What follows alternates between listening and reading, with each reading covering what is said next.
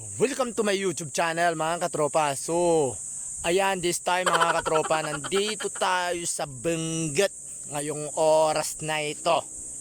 Ayan, didiretso natin yung daan na yan. Makikita mo sa buong area na to ay wala kang makikitang mga bahay, kundi mga kakahuyan, mga puno ng mga mangga nakikita mo sa lugar na ito.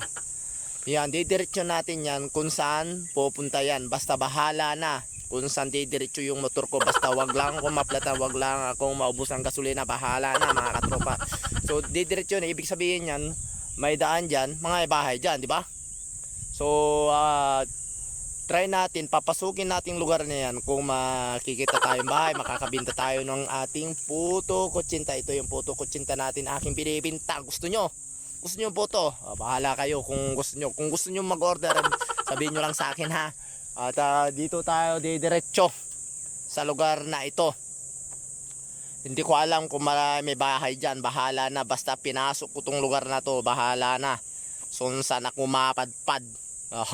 Ayan, so buong area na yan, wala kang makikita mga bahay. O, kita mo, ayun, ikot natin yung camera natin para makita ng mga viewers natin.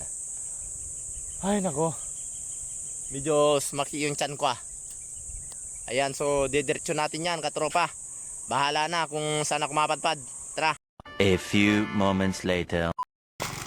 So masaklap mga katropa. So nabutasan tayo ng gulong.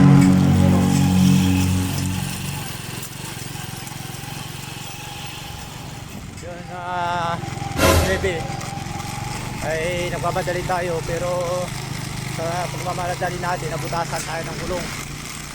Bad trip. Nabutasan tayo ng gulong palabas tayo ng highway ngayon. Maghanap tayo ng mabulkanisan.